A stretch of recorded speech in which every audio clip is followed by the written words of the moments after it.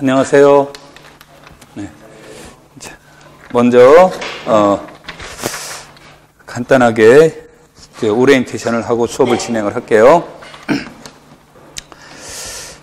이제 시간이 얼마 안 남았죠. 이제 11월 23일 날 이제 시험을 보게 되는데, 지금부터 이제 남은 기간 동안에 여러분들이 이제 해야 될 일들에 대해서 간단하게 얘기를 하고, 그 다음에 학습 방법에 대해서도 또 간단하게 얘기하고, 수업 계획 그런 식으로 이제 진행을 할게요.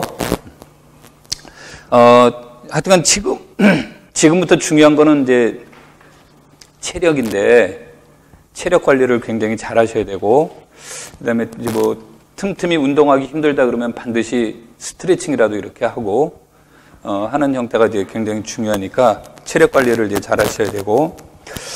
자, 그 다음에 이제 학습에 대해서 얘기를 보면,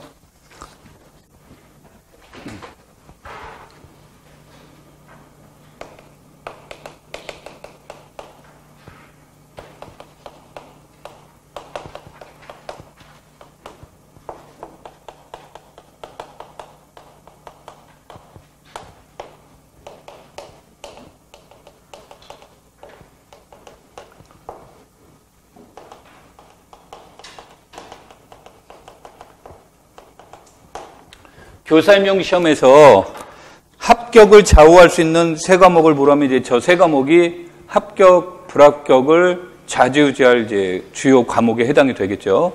그래서 저 세 과목은 지금부터는 이제 매주 여러분들이 개별적으로 보시는 게 좋습니다. 그러니까 이게 한 번에 양을 많이 보는 것도 중요할 수 있지만 꾸준하게 보는 게 굉장히 중요해요. 그래서 시험회라는 것은 자기가 알고 있는 걸 얼마나 잘 표현하는 것도 중요하고, 그러려면 이제 감도 중요해요. 그래서 감각적으로, 그러니까 뭐 우리가 모든 게 논리로만 이렇게 되는 게 아니기 때문에 직관이 동반돼야 되고, 그 다음에 자신감도 동반이 돼야 되고 하는 형태가 됩니다. 그래서 여러분들이 보실 때 저 세 과목은 매주 이렇게 본다.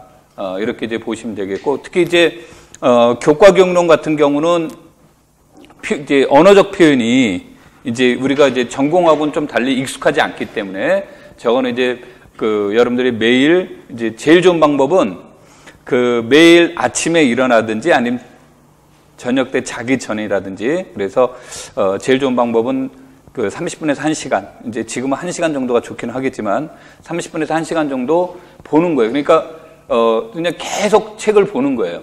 그래서 여러분들이 저 시간을 갖다가 이제 많이 활용을 해보는 게 좋은데, 매일 보는 게 제일 좋다, 이제 이런 뜻이 되겠고, 그 다음에 이제 실해석하고 현대대수학은 저것도 이제 매일 보기는 아마 쉽지는 않을 겁니다. 그래서 적어도 이틀에 한 번 정도는 이제 책을 이렇게 이제 공부하시는 게 좋은데, 이제 여러분들이 7월, 8월하고 이제 9월 이후하고 이제 조금 다른데, 7월, 8월에도 여전히 책으로 이제 공부하시는 게 좋습니다. 그래서 이제 9월 달 이후로는 내가 사전식으로 공부하는 게 좋다라는 얘기를 하는 거고, 7, 8월은 이제 교과서로 공부하는 게 좋은데, 이게 말의 차이는 뭐냐면, 9월 이후로도 계속 보기는 보되, 뭐를 보냐면 문제를 다루면서 내가 조금 문제가 생긴 부분들을 사전식으로 이렇게 찾아봐서 영어 단어 찾듯이 찾아보면서 공부하는 게 좋은 거고, 지금은 여러분들이 처음부터 끝까지 이렇게 교과서 보듯이 이렇게 보는 게 좋습니다. 그래서 여러분들이 이제 절대 착각하면 안 되는 건,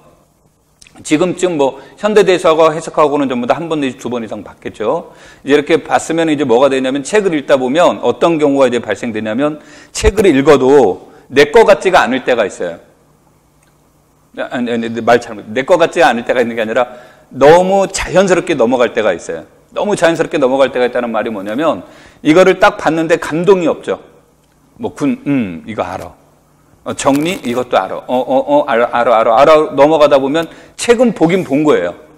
보긴 봤는데 뇌는 쉬고 있는 거죠.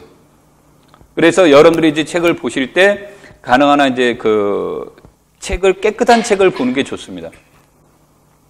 깨끗한 책, 뭐 지저분한 책을 지저분하게 썼다는 게 아니고, 자기가 늘 봐왔던 똑같은 책이라 하더라도 책에 아무것도 낙서도 없는 책을 보는 거하고, 자기가 거기다 메모를 계속 해놔서 붙여놨던 책을 보는 거하고는 느낌이 틀려요.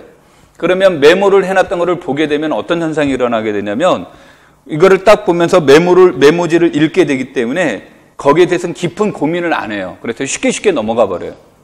쉽게 넘어가다 보니까 자기도 모르는 사이에 이제 그게 잊어버리는 거예요. 그러니까 볼 때는 아는데 돌아서면 잊어버리는 이제 그런 공부가 될 수 있어요. 그래서 여러분들이 이제 그 깨끗한 책을 보라는 의미가 그런 메모지가 없는 경우를 이제 가능한 한 책을 보는 게 좋겠다라는 형태가 되겠고요. 그 다음에 두 번째로는 지금 이제 유의해야 될 것 중에 하나는 뭐냐면 여러분들이 경험해보지 못했던 책은 가능한 한 안 보는 게 좋습니다. 경험해보지 못했던 책을 안 보는 게 좋다라는 얘기는, 이제 내가 이제 현대대 수학책을 쭉 봤더니, 이제 우리가 만약에 고등학교 같은 경우는 문제들도 많이 있고 문제도 많이 풀어보고 그렇기 때문에 여러 가지 책을 보더라도 부담감이 덜해요. 그러니까 새로운 형식이 덜하기 때문에 부담감이 덜해서 여러분들이 공부하는 데 큰 지장이 없는데 대학 과정은 저자에 따라서 언어 표현, 그 다음에 기호 표현, 활자, 전개 방법 이런 게 다 다릅니다. 다 다르기 때문에 여러분들이 그것을 하다 보면 거기에 또 적응하느라고 시간이 걸려요. 적응하느라고 시간이 걸리는데 이제 시간이 좀 짧죠. 지금부터. 그래서 여러분들이 내가 이제 그 기존에 있던 책을 보더라도 별로 느낌이 없다 그러면 좋은 방법은 똑같은 책을 또 사서 보는 거예요. 그래서 이제 보게 되면 또 느낌이 또 달라집니다. 그래서 여러분들이 이제 거기에 이제 고민하면서 이 세 과목은 이제 매주 이제 보는 게 좋겠고 교육론은 매일 실해석학, 현대대 수학은 뭐 이틀에 한 번씩 이런 걸로 이제 책을 보시는 게 좋습니다. 그러니까 이건 보는 거예요. 책을 계속 보는 겁니다. 그 다음에 이제 여기에다가 이제 이게 주어지면 여기다 플러스로 우리가 이제 얘기가 되는 것들이 있는데 예를 든다면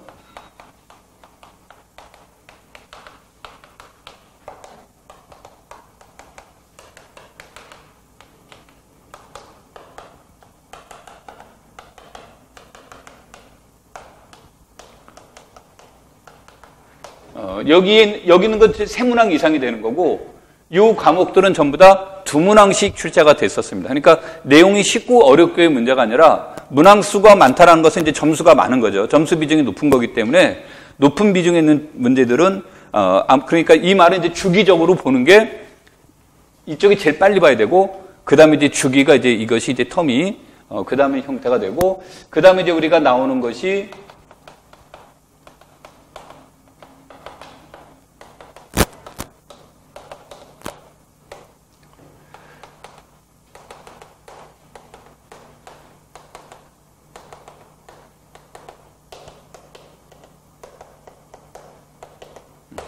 이런 형태의 이제 문제들이 이제 한 문항짜리의 문제들이죠. 여기 이제 한 문항짜리의 문제가 되는데, 이제 그 미적분학 같은 경우에서는 이제 뭐가 되냐면 시험에 물론 많이 나오는 것은 뭐 최근의 문제로 본다면 중적분이 이제 시험에 나온다. 이렇게 이제 보고 또 이제 선적분도 이제 여기서 중적분 또는 선적분의 문제가 이제 많이 제시가 되는데 선적분의 문제를 이제 복수함수론에서 나올 수 있으니까 뭐 어디다라고 이렇게 규정 줄 수는 없지만 하여튼 중적분, 선적분 중심으로 시험에 나오는 건 맞아요. 나오는 건 맞는데 미적분학에서 여하튼 우리가 문제를 다룰 때 적분법에 대해서는 굉장히 내가 빠른 속도감이 있어야 돼요. 그래서 적분법에 대한 내용들을, 그러니까 적분이라는 것은 적분법은 이제 여기서 말하는 건 이제 주로 부정적분을 얘기하는 겁니다. 정적분이 아니고요. 적분법을 보면 적분법은 시험에 나오는 경우가 지극히 적습니다. 그러니까 거의 뭐 없다 이렇게 봐도 뭐 문제가 되지 않을 정도로 굉장히 이제 적은 경우에 해당이 되는데 문제는 뭐냐면 중적분의 문제나 다른 할 때 내가 적분법을 모르면 문제를 푸는데 굉장히 어려움이 따르는 거죠. 그래서 여러분들이 이제 적분법에 대해서는 공부를 많이 해주는 게 좋습니다. 그러니까 이거는 이제 그 어떤 책들이 이제 적분법에 관련된 내용들이 더 좋을 수 있냐면 여러분들이 그 미적분학에 관해서 얇은 책은 별로, 물론 미적분학이 얇은 책은 별로 없습니다만 얇은 책보다 이제 두꺼운 책이 더 좋을 수도 있고 아니면 나는 이것만 콕 집어서 이제 보겠다라고 한다면 어떤 책들이 이제 도움이 될 수 있냐면 우리 교사임용 시험 말고 편입시험이라는 데가 있어요. 그래서 이제 편입시험에서 보면 거기에서는 이제 적분법에 관련된 문제들이 많이 나옵니다. 그래서 거기에 나와 있는 이제 그 문제집 같은 경우를 이제 사서 봐도 되고 또는 이제 기출문제집 같은 경우를 봐도 되고 그런 형태로 여러분들이 이제 그 공부를 하시면 적분법을 이제 빨리 소화할 수 있는데, 이런 것들을 하는 것은 이제 여러분들이 만약에 미적분학을 하는 게 부담스럽다 그러면, 아침에 이제 정신을 맑게 하는 차원에서 일어나자마자 뭐 10문제를 풀어본다든지 하는 정도로 이렇게 하루를 이제 기분 좋게 지내는데 이제 도움이 될 겁니다. 그래서 미적분학 같은 경우는 시험 문제는 한 문제고 중적분이지만 어떻게 보면 적분법 때문에 좀 부담스러울 수도 있어요. 그러니까 못 풀지도 않는데 그렇다고 깔끔하지 않는 경우가 이제 종종 나옵니다. 그래서 그런 문제들을 먼저 체크를 해보는 것이 공부하는 데 도움이 될 거예요. 뒤로 미루면 미룰수록 버거워집니다. 그러니까 그런 것들을 여러분들이 체크를 해보시면 돼요. 그래서 이 내용들을 얘기를 한 것은 이것들도 7, 8월에 적어도 이제 한 번을 보시는 것이 여러분들이 이제 도움이 될 겁니다. 여러분들이 학원 수업하고 개별적으로 공부하는 거하고 이제 조금 구분해 두는 게 좋은데요. 지금부터는 이제 학원 수업은 가능한 한 학원 수업으로 끝내는 게 좋습니다. 그러니까 수요일 수업이다 그러면 수요일 날 수업을 이제 가능한 한 듣고 그날 끝내버리는 게 가장 좋습니다. 그래서 학원에 이제 오면서 적어하는 것은 여러분들이 내가 지금까지 공부해왔던 거를 정리하는 시간, 이런 식으로 이제 이해하시는 게 좋아요. 그래서 이를테면 이제 수업을 했는데 우리가 수업 시간에 한 20문제를 풀었다라고 가정을 한다면 20문제를 풀었는데 18문제 정도는 내가 알고 있어. 그러면 그거를 체크하고 넘어가는 거고, 2문제 정도는 이건 내가 조금 더 이론적으로 공부해야 되겠네라고 한다면 이론적 뒷받침을 해줄 수 있는 형태로 공부를 하는 게 좋습니다. 그러니까 잘 알고 있는 문제는 여러분들이 가볍게 듣고 정리하는 식으로 그냥 넘어가 버리시는 게 좋고, 내가 이거 이론적으로 조금 흔들리는 것 같다 그랬을 때는 아까 이제 말했던 것처럼 사전식으로 그때는 공부하는 겁니다. 그러니까 개별적인 공부는 책으로 이제 텍스트로 공부하는 게 좋고, 그러면서 이제 문제 풀면서 사전식으로 풀어보라는 것은 내가 예를 들어서 수열의 문제에서 발생이 됐다 그러면 수열에 관련된 내용들을 체크를 해보고 정리해보고 그걸 바탕으로 이제 그거를 이해하고 넘어가는 게 좋습니다. 그래서 학원에 있는 교육학이 됐건 전공이 됐건 학원에서 나온 수업은 가능한 한 당일날 모든 문제를 해결하는 게 좋다. 이렇게 이제 보는 거고요. 그 다음에 이 내용들은 그거 말고 여러분들이 개별적으로 이렇게 공부를 하셔라라는 의미로 얘기를 해 나가는 겁니다. 그래서 저런 것들은 막 연습 문제 많이 물론 문제 많이 풀어보면 도움이 되겠죠. 문제 많이 풀으면 도움이 되는데, 내가 이론적으로 약하면 이제 어려운 것이 되겠고, 그 다음에 책의 이론에서 두 가지를 여러분들이 이제 책 공부하는 방법 중에 하나가 뭐냐면, 이제 2000년 넘어서부터는 책에서 나와 있는 이론을 증명하라는 문제는 거의 안 나옵니다. 그러면 이제 여러분들이 어떤 이제 증명에 대한 내용을 이제 얘기를 하는데, 책에 나와 있는 이론을 보실 때 여러분들이 이제 연습 문제를 이제 봤다든지 책에 있는 예제를 다루는데 이 정리가 어떻게 활용되고 있는지 내가 정리를 활용하는 측면에 또는 해석하는 문제에다가 초점을 두면서 책을 보시는 게 좋은데, 가끔가다 이제 뭐가 될 수 있냐면 문제를 푸는데 이해가 잘 안 되는데 그런 문제들이 나올 수 있어요. 그럼 책의 증명을 카피해 보는 건 도움이 됩니다. 책의 증명을 카피해 보라는 말의 의미는 책에서 그 이론을 전개하는 과정들이 어떤 과정을 거쳐서 그 이론들이 완성되어 나가는지를 체크해 보라는 거죠. 그래서 처음에 안 될 때는 이제 카피를 해보고, 그 카피를 한 것을 기초로 해서 자기가 하려던 문제에다가 적용을 시켜보는 거예요. 적용을 시키면서 문제를 다루게 되면 여러분들이 나중에 문제 푸는데 상당히 도움이 됩니다. 그러니까 지금은 책에 나와 있는 이론 증명 중심으로 공부하시면 안 되고요. 정리를 중심으로 정리를 이해하고 분석하고 해석하는 데다가 초점을 두되, 그것이 문제가 발생이 된다 그러면 그것을 이해하기 위해서 또는 그 정리가 어떤 과정을 거쳐서 나왔는지를 이해하기 위해서는 증명을 카피해 보는 것도 도움이 된다. 이런 형태로 이제 얘기를 해 나가는 겁니다. 그래서 여러분들이 이런 것들을 이제 공부하면서 때 이런 스타일대로 해보시면 좋겠고,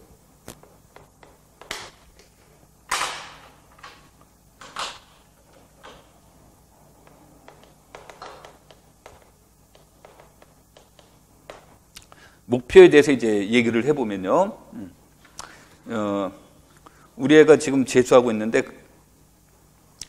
6월달 모의평가를 딱 보고 나서 굉장히 해이해졌어요. 이제 해이해졌는데 이게 이제 그 시험을 딱 보고 났더니 자기가 생각보다 잘 나온 거야. 잘 나오고 나니까 이제 자만해지기 시작하는 거지.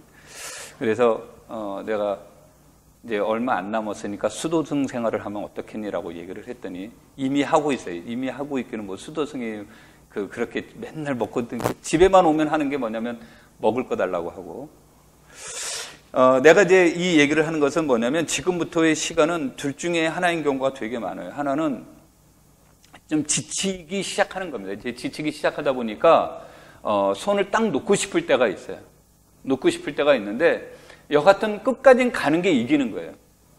그런데 내가 끝까지는 가는데 어떻게 가느냐가 문제도 될 수 있지만 가는 힘이 버텨질 수 있느냐 이거죠. 그거 아까 이제 맨 처음에 내가 체력이 중요하다는 얘기를 했지만 체력적인 문제들도 있을 수 있지만 정신적으로 이제 지쳐가기 시작하고 정신적으로 피곤해지기 시작하고 또 이제 우리가 문제풀이반 시간에 문제 풀어보고 하는데 저런 것도 있었어 뭐 이제 이런 것들도 나오고 그러면 지금까지 자기가 공부한 것에 대한 어떤 그 두려움이라든지 내가 뭐 했지라는 것에 대한 것들도 이제 막 자기 평가가 부정적인 평가도 나올 수 있고 그래요.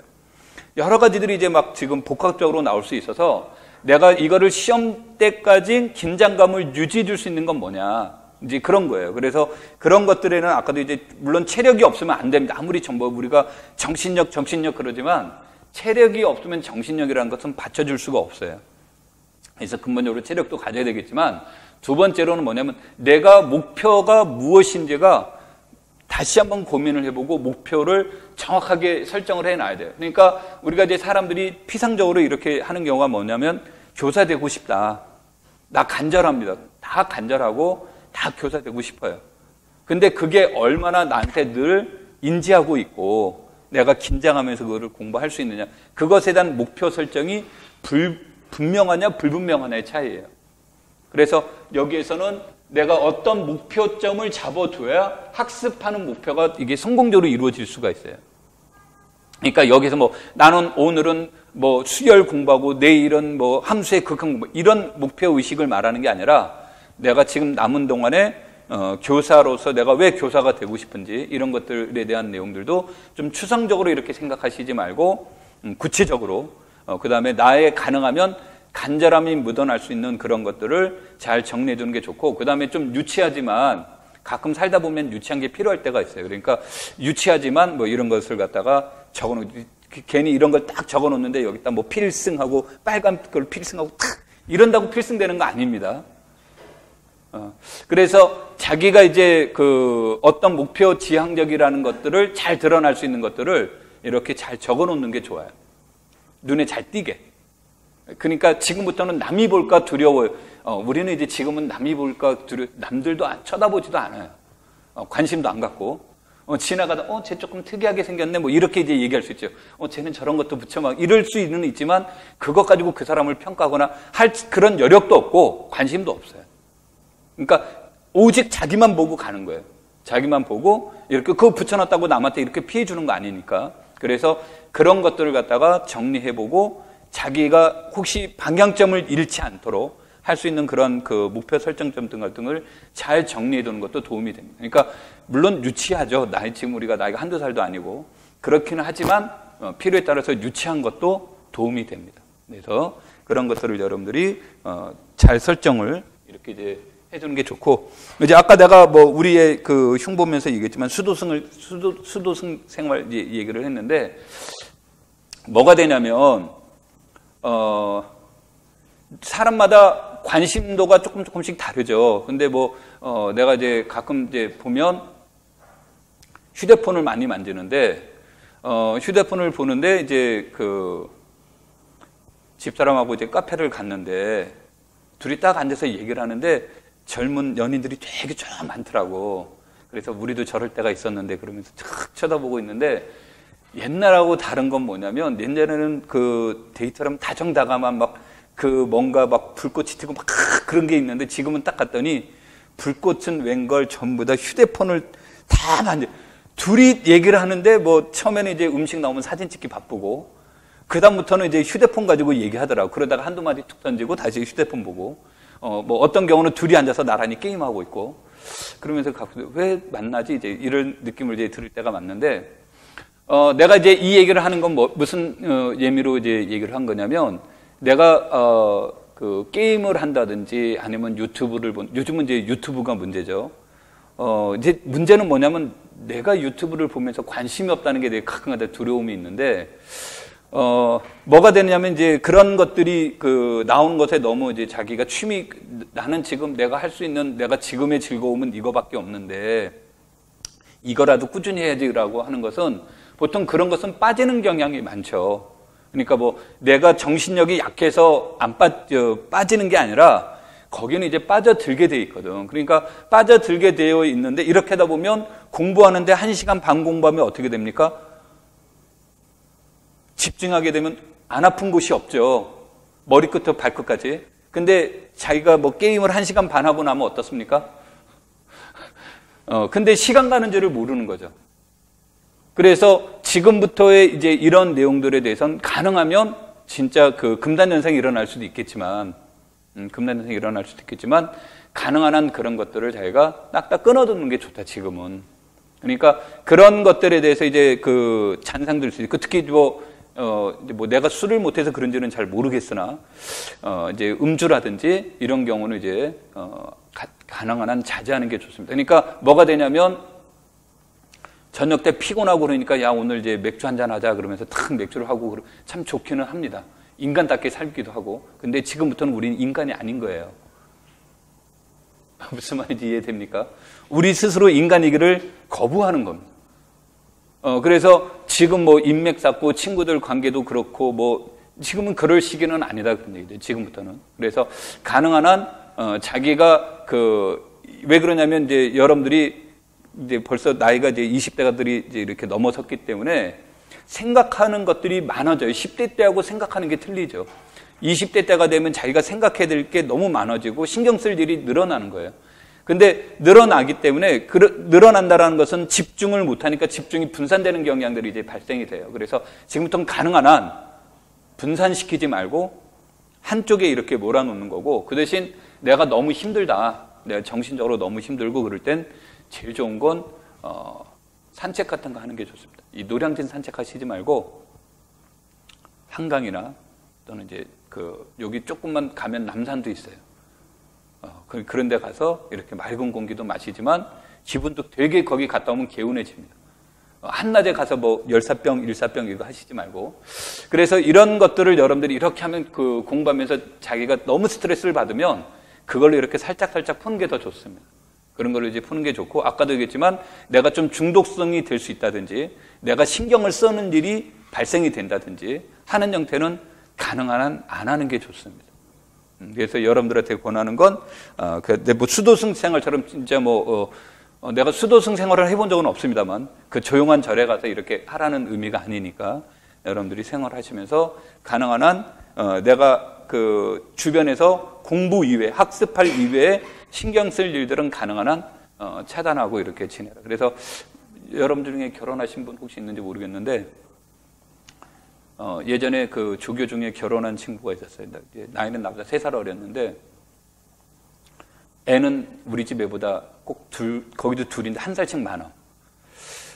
근데 애를 이제 그 둘째를 막 놓고 공부한다고 대구에서 이제 이쪽으로 온 거야. 그래서 와가지고 얘기를 하는데 한 3개월, 4개월인가 지났더니 아기가 너무 보고 싶어가지고 기차 타고 집에 갔다 왔는데 나한테 딱 걸려가지고 되게 혼을 냈거든. 근데 이제 그날 나는 몰랐는데 뭐 키도 이만큼 커 나보다. 키도 이만큼 막 웃었어. 그 수업 듣는 분들이 둘이 나는 이거 안 돼가지고 막 팔짝팔짝 뛰고 있는데 와가지고 이렇게 다 고쳐주고 그러니까 얼마나 웃겼겠어.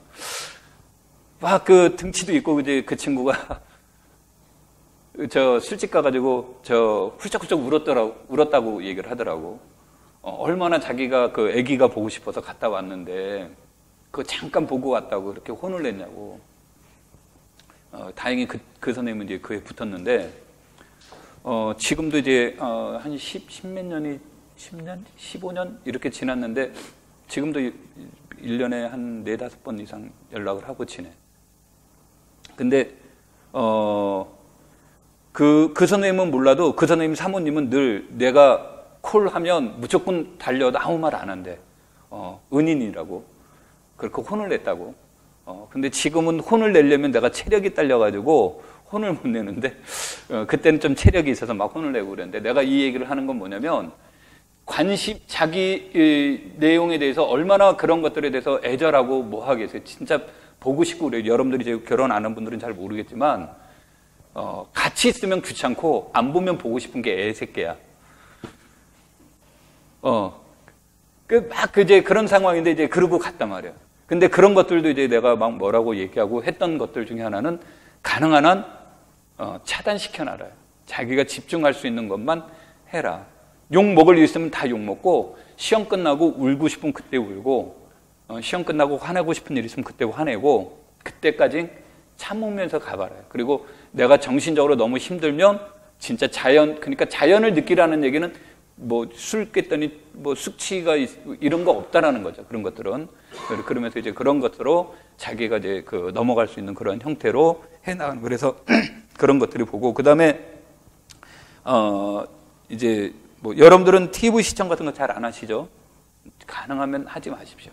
특히 연애 프로, 오락 프로, 그런 거 보면 거기엔 늘 각본에 어떻게 되면 잘 짜여진 것만 보기 때문에 간절하게 바라게 되면 이제 공간들이 흔들리게 돼요. 그래서 가능한 한 이제 보는 일이 있어도 절대 그런 거 보시지 말고, 시사, 정치, 난 그런 거 보지 마시고, 정치에 무관심하라는 뜻은 아닌데 짜증나니까 보지 말고, 이런 형태에서도 먹방 이런 거 보면서 배고프다 이런 거 보시지 말고.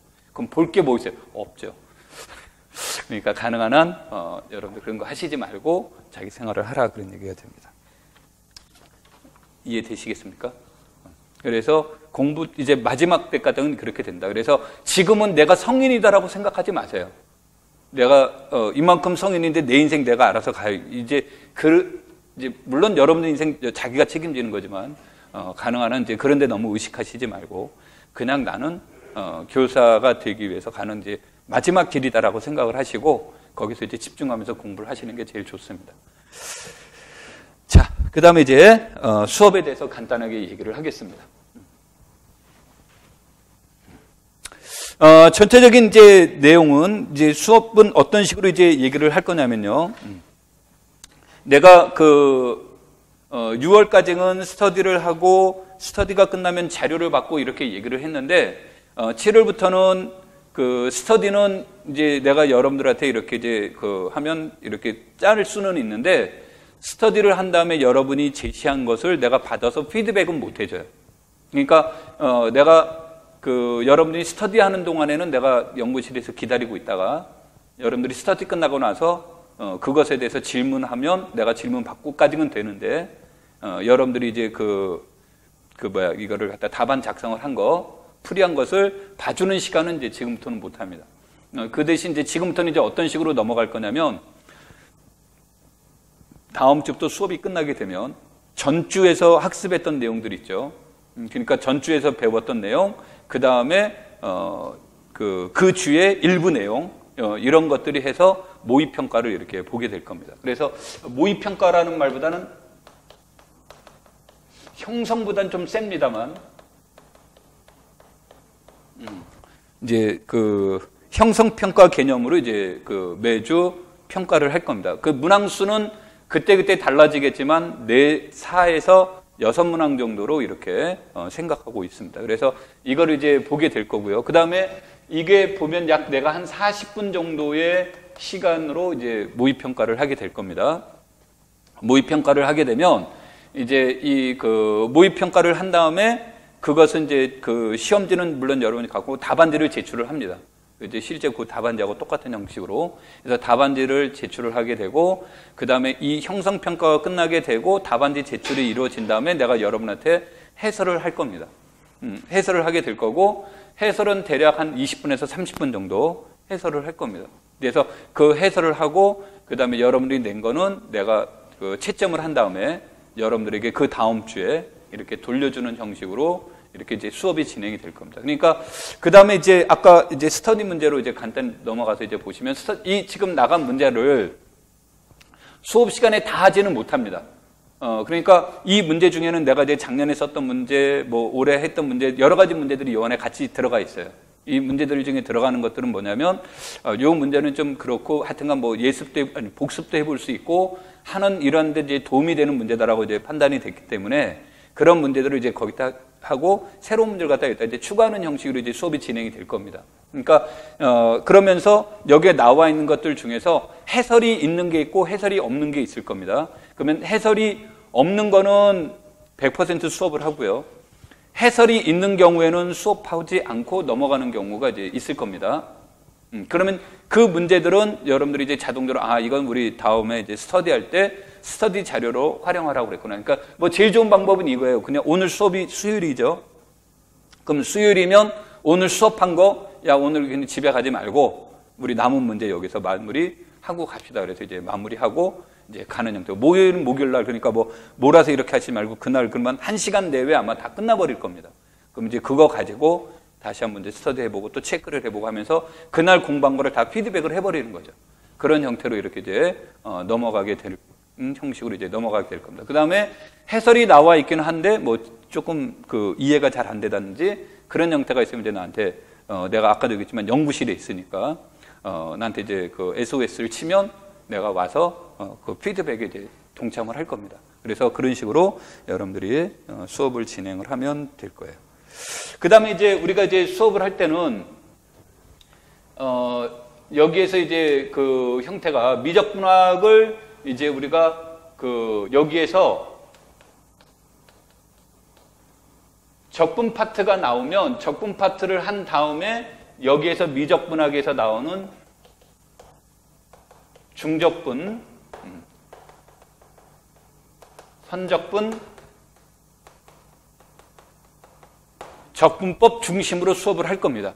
근데 이제 이거 중심으로 수업을 할 건데 적분법이 양이 되게 많습니다. 이게 생각보다 굉장히 많기 때문에 이거를 가지고 우리가 뭐 그 수업을 계속 진행을 하다 보면 여기서 이제 시간이 많이 걸리기 때문에 이제 적분법에 대한 자료 제공하고 기본적인 적분법 설명을 해주고 그 다음에 이제 여러분들이 뭐 피드백할 수 있는 방법으로 하는 형태로 주어져서 수업의 중심은 이거와 이게 되면 아마 이거를 수업을 한다 그러면 이게 5대5 정도로 수업을 진행을 할 겁니다. 그래서 이 5대5 정도로 수업을 진행을 하는데 적분법은 생각보다 이제 자료가 더 많을 거라고 이제 생각이 되는데 그 자료들 나머지들은 이제 여러분들이 이렇게 매번 풀어보시면 될 거예요. 그래서 실외석학 시간에 미적분학을 이제 수업을 하게 될 거고요. 자, 그 다음에 이제 우리가 뒤에 가서 이제 얘기되는데 이 이산수학의 문제는 이산수학의 독립적인 문제로도 이제 될 수가 있는데 이게 이산수학의 문제가 실외석학과도 연계되어 있고 물론 이산수학이 제일 많이 연결되는 것은 현대대수학 문제와 제일 많이 연결이 됩니다. 그래서 물론 이제 정수론의 이제 일부와도 연결이 되고요. 저런 형태들과 연결이 되는데 우리가 이제 수업하면서 이것이 정수론과 연결이 된다. 이산수학이 해석학하고 연결이 된다. 이산수학이 현대대수학하고 연결이 된다 그러면 이것은 이제 이산수학 시간에 하지 않고 연결되는 영역은 현대대수 시간에서 자연스럽게 넘어갈 겁니다. 그러니까 이산수학 하면서 현대대수학하고 연결되는 부분은 상대적으로 수업 양이 적거나 거의 없거나 그럴 거예요. 그런 형태로 되어 예를 든다면 이산수학 시간에 이제 나오는 것 중에서 수열이 주어지면 이제 수열에서 일반항을 구하는 문제라든지 이제 특성방정식의 문제들은 실외석학 또는 뭐 미적분학에서 나오는 그 일반항 구하는 문제와 연계될 수 있는데 이제 그런 것들의 문제들이 나온다 그러면 우리가 해석학 시간에 했다 그러면 이산수학 시간에 따로 안 할 거고 해석학 시간에 안 했습니다 그러면 이산수학 시간에 이렇게 수업을 하고 그래서 그런 형태로 부정방정식의 문제가 나왔다 그럼 정수론에서 하는데 이산수학에서도 나옵니다 그러면 여기에서 포인트를 어디다 두느냐에 따라서 했지만 딱 한 군데서만 이렇게 수업 시간을 하는 형식으로 이렇게 이제 수업을 진행을 해 나갈 거니까 그거를 이제 참고를 하셔서 수업을 이제 들으시면 도움이 될 거고요.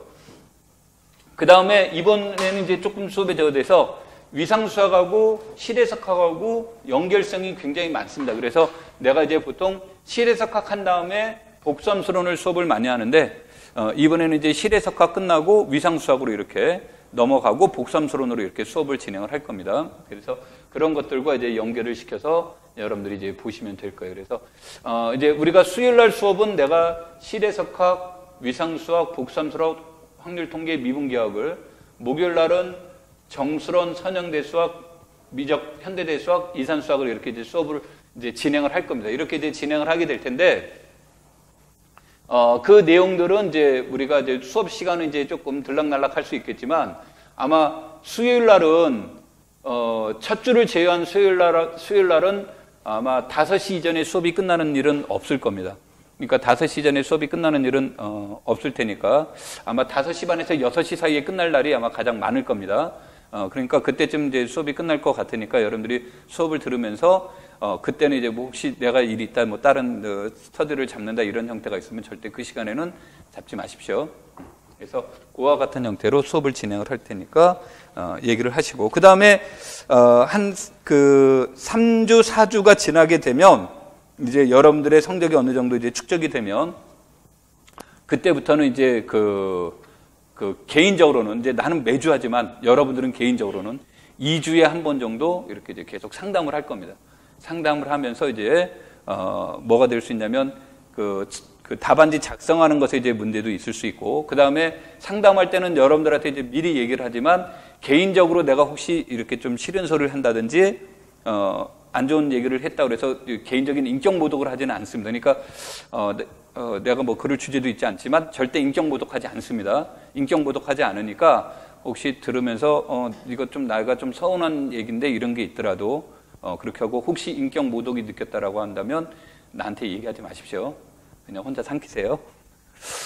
그런 일은 이제 없을 겁니다. 이제 내가 이제 왜 이런 얘기를 하냐면 이제 가끔 하다가 무엇에 대해서 얘기를 할 거냐면 공부가 덜 됐습니다. 그럼 이건 인격 모독이 아닌데, 뭐 이제 내가 뭐 여러분 외모에 대해서는 얘기하지는 않습니다. 근데 무엇에 대해서 할 수 있냐면 나도 글씨를 못 쓰지만 뭐 글씨를 얘기를 한다든지, 또 경우에 따라 뭐 수업 태도를 얘기를 한다든지, 이런 것들을 얘기를 하면 이제 듣는 사람 입장에서 유쾌한 얘기는 아니니까 불쾌할 수 있습니다. 불쾌할 수 있는데, 그것은 이제 학습의 연장선상에서 얘기하는 거니까 그것을 갖다 인격 모독이라고 생각하시지 마시고요.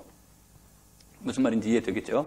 그래서 한 3주차 정도 지나면 이렇게 이제 2주에 이제 여러분들 입장에서 2주에 한 번씩 이렇게 상담을 할 겁니다. 그다음에 상담을 할 거니까 그거를 염두에 두시고 여러분들이 수업하시면서 이제 얘기하면 돼요. 자, 그래서 대략적인 형태는 이제 그런 형태로 얘기를 했습니다. 그 다음에 이제 가끔씩은 그렇지만 특히 이제 위상수학이 제일 심할 겁니다만 기출문제를 이제 수업 시간에 가끔씩 다룰 겁니다. 특히 이제 위상수학이 내가 제일 심할 거라고 이제 얘기를 했는데, 기출문제를 다룰 이유 중에 하나는 뭐냐면 그 기출문제의 유혹을 도저히 이건 뿌리칠 수 없는 문제들이 있어요. 그런데 기출문제가 이제 똑같이 시험에는 안 나옵니다. 그러니까 똑같이 시험에는 안 나오기 때문에 안 하지만 뭐 일종의 이런 거죠. 기출문제의 틀을 한 80% 이상은 카피를 해와서 이것만 이제 다시 이제 껍데기만 바꾸는 형식의 이제 문제로 나갈 겁니다. 그런데 기출문제는 좋기는 한데 단점은 뭐냐면 익숙함에 있어요. 그러니까 많이 풀어본 사람이 기출문제 익숙하다 보니까 실제 경험적으로 다룰 수가 있습니다.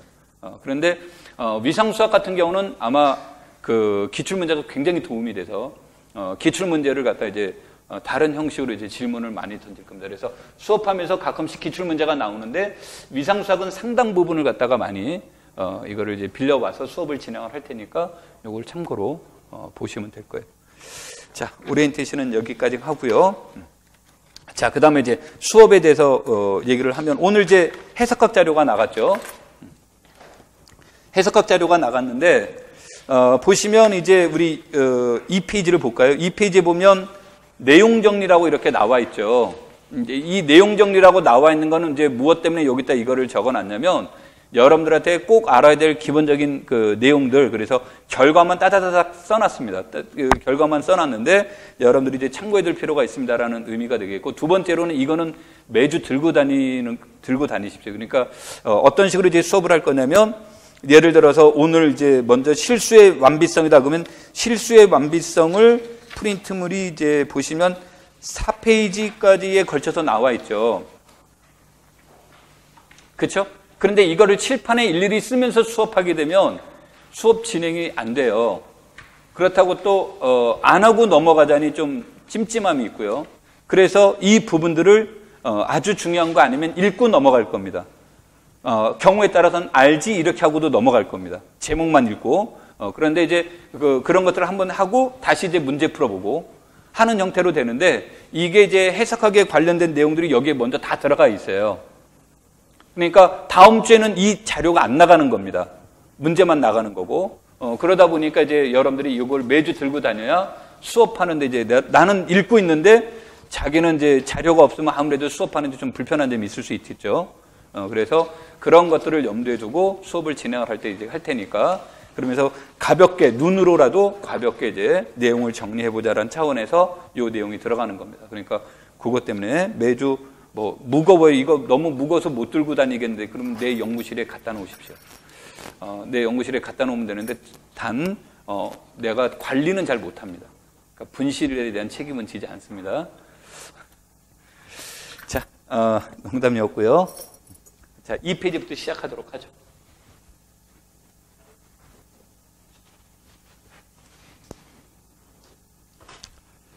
자, 1. 해석학의 내용 정리. 이렇게 이제 나와서 이제 실수의 완비성.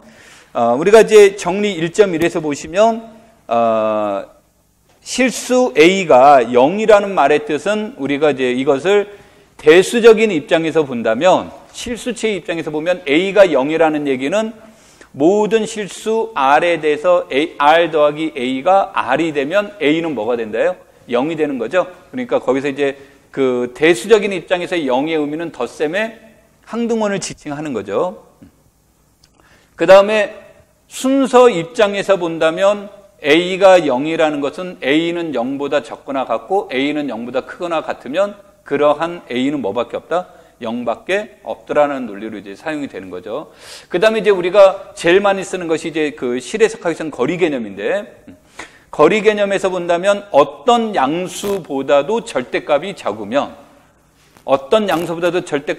그럼 절대값은 늘 무엇보다 크거나 같은 겁니까? 0보다 크거나 같은데 어떤 양수보다도 적다라는 얘기는 결국은 무엇일 때밖에 없다예요? 0일 때밖에 없다라는 거죠. 그래서 이제 해석학에서 제일 많이 사용되는 얘기가 정립 1.1에 대한 내용입니다.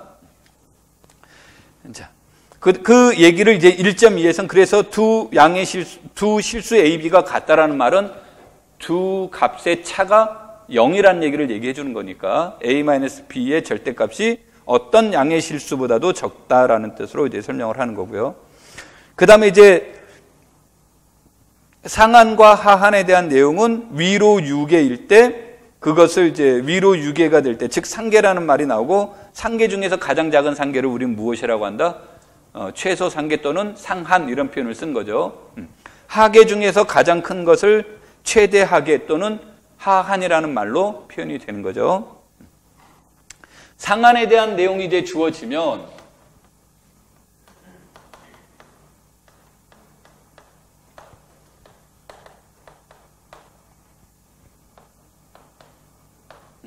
상한이라는 말 속에 이제 가장 대표적으로 이용되는 것 중에 하나는 알파가 상한이라는 얘기는 알파 마이너스 입시로는 상계가 될 수 없다라는 뜻의 문제가 되죠.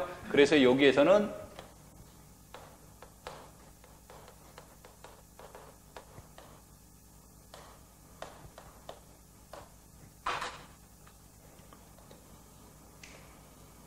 저기에는 절대 알파 마이너스 입시론보다 큰 A가 있다. 절대 증오가 들어가면 안 됩니다. 알파 마이너스 입시론보다 큰 A가 있다라는 뜻의 문제가 되는 거고, 그래서 상한이라는 말의 뜻은 이렇게 되는 거고, 만약에 베타가 A의 하한이라는 말은 베타 플러스 입시론은 하계가 될 수 없다라는 뜻이 되겠죠. 그래서 그러한 의미가 상한과 하한의 의미에서 얘기될 수 있습니다. 3페이지 정리 1.6에 나온 내용이 상한이 존재하면 몇 개만 존재한다. 상한이 존재하면 하나만 존재하는 것이 되겠죠. 그래서 이제 완비성 공리에 의하면 공집합이 아닌 집합이 주어졌을 때 위로 6개인 집합은 반드시 무엇을 갖는다? 상한을 갖는다고. 아래로 6개인 집합은 반드시 무엇을 갖는다? 하한을 갖는데 이것을 만족하는 것은 어디에서만 만족이 되는 거예요? 실수에서만 논의가 되는 겁니다. 그래서 우리가 이제 실수가 유리수와 복소수와 다른 것은 세 가지 체계를 지니고 있어서 그러는데, 세 가지 체계란 말은 첫 번째 체의 의미, 일명 체공리라고 합니다.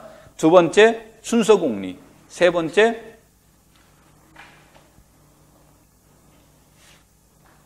완비성 공리. 이 세 가지 공리를 이제 얘기를 하게 되는데, 유리수는 체공리가 성립되고 순서공리는 성립되지만 완비성 공리는 성립되지 않죠.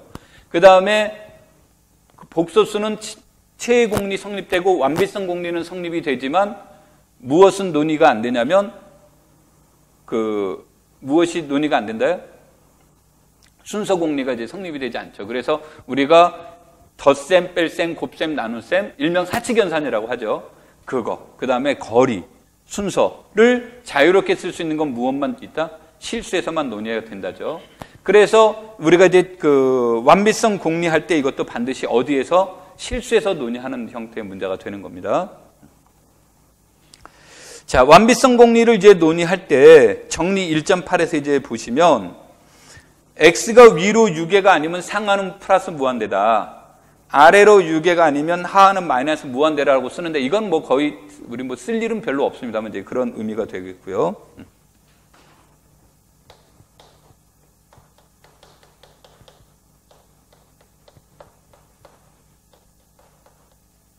항상 이제 우리가 문제 풀 때 유용한 이론은 A의 상한이 플러스 무한대라는 말은 임의의 양의 실수 M에 대해서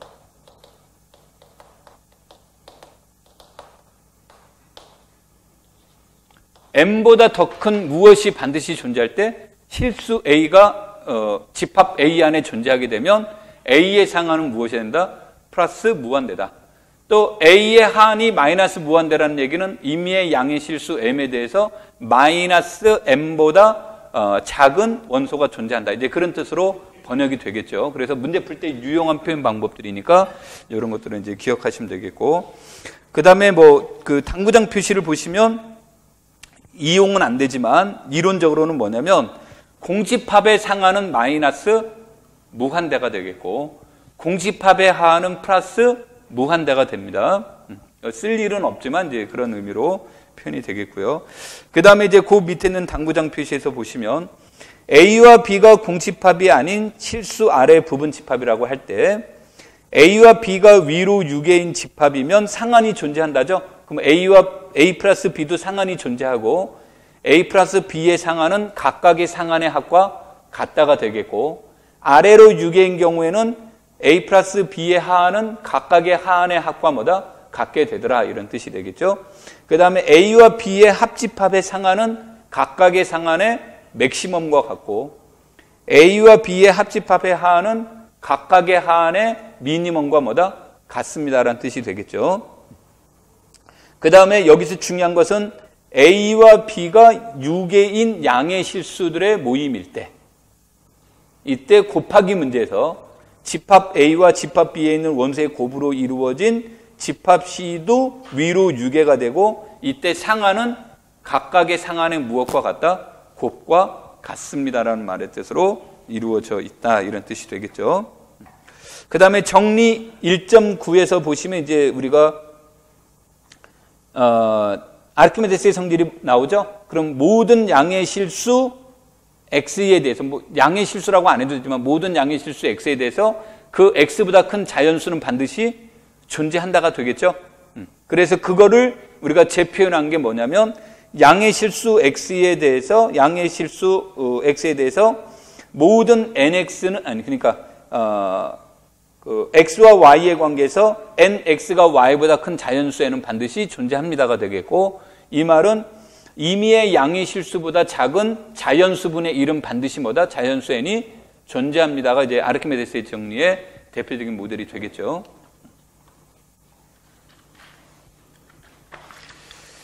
자, 그 다음에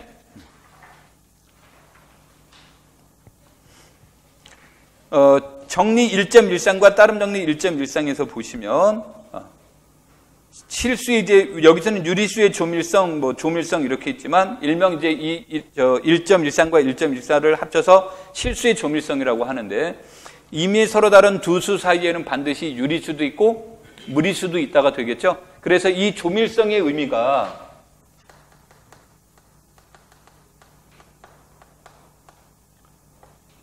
조밀성의 의미가 두 가지로 이제 볼 수 있는데,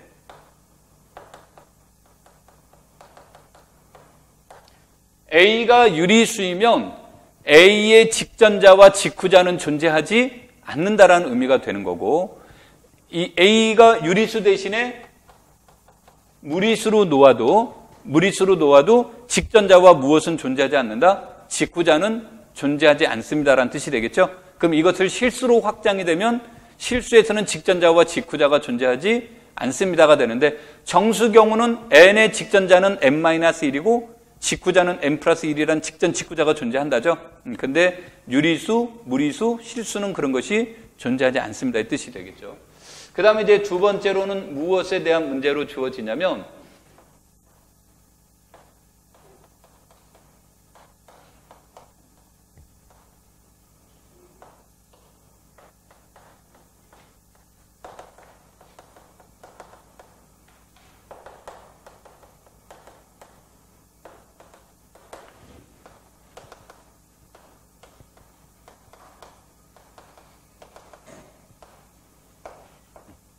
임의 실수 A가 대해서 우리는 유리수의 조밀성에 의해서 항상 무엇이 존재한다? A로 수렴하는 유리수열도 존재하고 A로 수렴하는 무엇도 존재한다? 무리수열도 존재한다. 그래서 이제 우리가 문제를 다룰 때 뭐 유리수, 무리수가 꼭 필요한 내용이 아니면 이건 의식 안 하셔도 되지만, 우리가 이제 이게 필요한 내용이 되면 유리수로만 문장을 바꿔도 되고 무리수로만 문장을 바꿔서 번역할 수 있다. 이 뜻이 조밀성의 원리에 이제 들어가 있는 것이 되겠죠. 자, 그래서 이런 것들을 기초로 해서 여기까지의 문제들을 우리가 이제 가볍게 복습을 한번 정리를 한번 해보죠. 자, 그래서 우리가 1번 문제로 넘어가서 보도록 하겠습니다.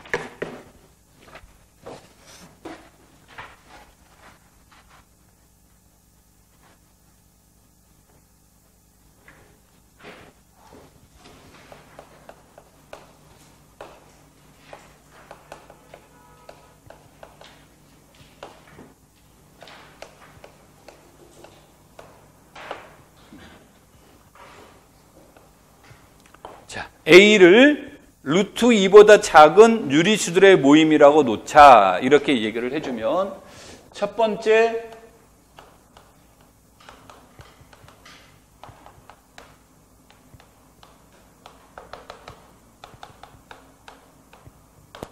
A는 무엇이 되는 거예요? 공집합이 아니죠. 그렇죠? 그 다음에 이 내용 안에서 두 번째 A는 위로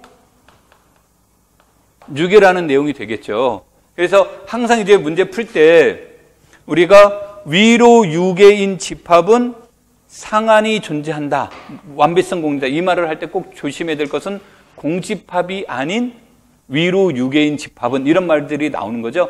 그래서 저기서 이제 공집합이 아니라는 것을 체크한 것은 이론에 나와 있는 것을 이제 맞추어서 설명하기 위함에 있는 겁니다. 그래서 A가 위로 6개이다. 위로 6개이니까 우리는 무엇에 의해서?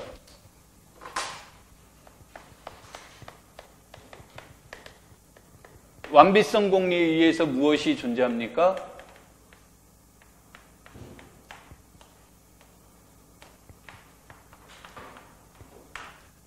알파가 존재한다가 되는데, 아까도 얘기했듯이 유리수는 완배성 공리를 만족 못 시켜줍니다. 그러니까 저 알파가 유리수다 무리수라고 우리는 결론 내릴 수는 없고, 하여튼간 상한 알파가 존재합니다. 이런 뜻이 되겠죠.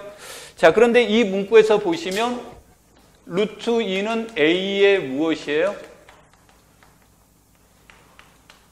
루트 2는 A의 상계죠. 그렇죠?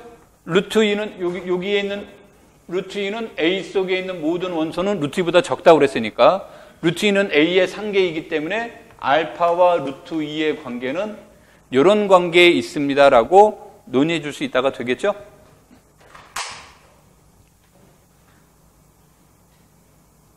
자, 그래서 우리가 이 문제는 직관적으로 보면 무엇이 답이라는 것은 알 수 있겠습니까?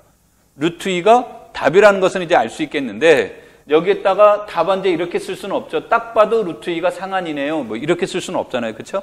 그래서 이제 우리가 이 문제는 알파가 무엇이 아니라면, 루트 2가 아니라면, 이러면 이제 나중에 답안지 쓸 때 불편해요. 많은 사람들이 이제 저거를 하는데, 이건 왜 불편하냐면, 그러면 요 동그라미 4번만 껍데기만 보면, 그럼 알파가 루트 2보다 클 수도 있고, 알파가 루트 2보다 적을 수도 있어야 되니까 내가 그 언급을 해줘야 돼요. 그래서 이런 내용이 나왔기 때문에 우리는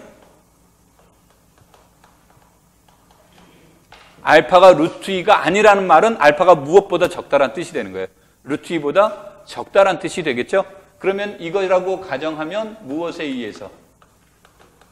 조밀성에 의해서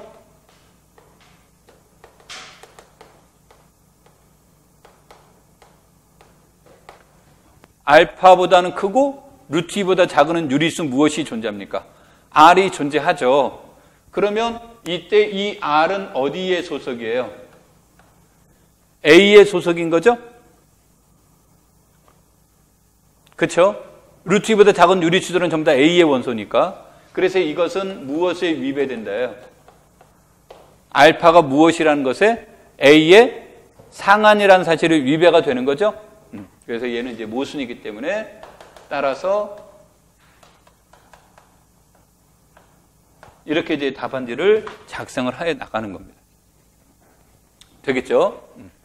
자, 그러면 이게 이제 서술형에 대한 이제 기본적인 내용인데, 서술형은 그래서 이 네 가지가 나와야 되는 게 이제 맞는 거예요. 네 가지가 나와야 되는 게 맞는데, 문제는 이제 내가 답안지 공간이 넓으면, 많으면 이 네 가지를 이제 다 써도 되는데, 얘가 목적이 아니라 얘가 다른 문제를 푸는데, 문제가 발생이 된다 그러면, 이 1, 2번을 이제 섞어서 그냥 얘네들을 구체적으로 설명을 안 하고 이유를 여기다 일일이 제시하지 않고 뭐라고 얘기를 하냐면 A는 공집합이 아닌 위로 유게임으로 완비성 공리에 의해서 무엇이 존재한다? 상한이 존재합니다라고 그냥 바로 들어가 버려도 돼요. 그런데 그때 아까도 얘기했지만 이 언어들은 꼭 설명이 돼야 돼요. 공집합이 아닌 위로 유게임으로 완비성 공리에 의해서 무엇이 존재한다? 상한이 존재한다라는 근거만 딱딱 쓰는 거죠. 근거 제시는 안 하더라도 그런 것들이 이제 얘기가 돼야 되는 거고, 그 다음에 이제 이러한 내용들을 이제 우리가 표현들을 이제 써주는 겁니다. 그래서 이러한 일반적으로 이런 거 설명할 때 우리가 체킹해야 될 건 네 가지더라. 그럼 내가 이제 이런 말들을 하는 건 우리가 이제 문장으로 어떤 문제를 풀었을 때 내가 알고 있는 것들을 서술형에 대한 것들은 뭡니까? 답도 답이지만 과정, 이제 수학에서 본다면 일종의 절차예요. 근거 제시. 그러한 근거 제시들을 해 나가는 것을, 이런 것들을 하나하나씩 체크하는 훈련들을 여러분들이 체크해 보면 공부하는데 이제 도움이 될 겁니다. 두 번째 2번.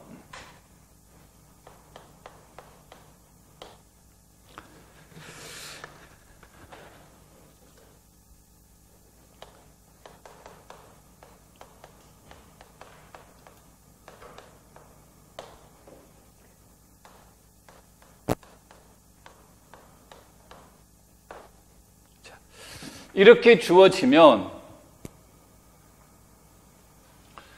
그러면 뭐 이것도 마찬가지로 여기 주어지면 여기에서 뭐가 됩니까?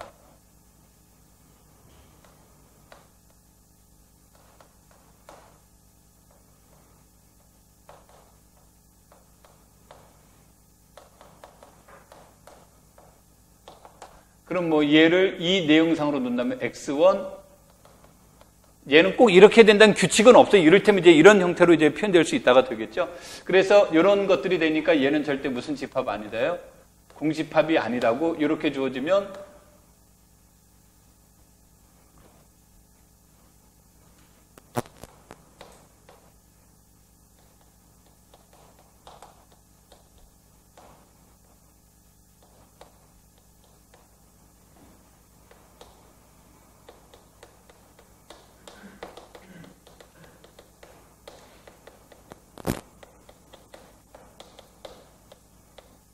얘는 아래로 무엇이란 뜻이 돼요?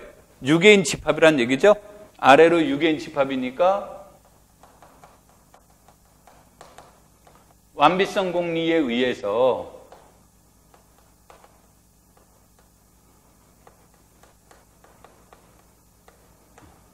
A의 하한이 존재한다죠?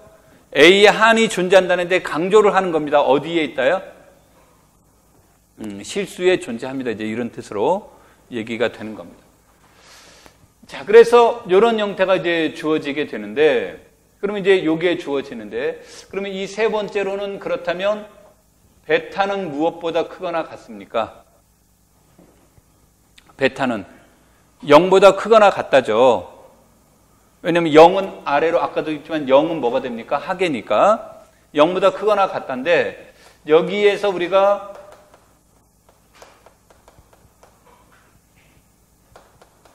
얘가 0이 아니라면, 즉 0보다 크다라고 가정을 해볼 수 있다가 되겠죠. 그럼 0보다 크게 되면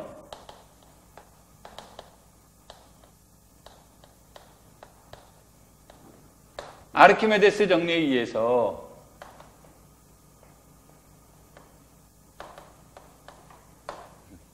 자, 얘와 얘의 관계는 무엇이 더 큽니까? 베타라고 하는 것은 아까 A의 뭐였습니까? 하한이죠? 그러니까 A 속에 있는 모든 원소는 베타보다 크거나 같다니까 이 식이 성립이 되는 거죠. 아르키메데스 정리에 의해서 얘가 몇보다 큰 자연수에는 반드시 존재한대요. 1보다 큰 자연수는 존재한다죠. 그러면 얘가 몇보다 큰 것이 됩니까? n 곱하기 x에는 1보다 큰 것이 되겠죠. 그렇죠? 그래서 이건 모순이죠. 왜냐하면 A에 있는 원소들은 n 곱하기 xn이 몇이 되도록 하는 거예요. 몇보다 적거나 같은, 1보다 적거나 같은 원소들의 모임이었죠. 근데 얘네들은 그렇지 않더라. 이건 모순이라는 얘기는 어디가 잘못됐다요?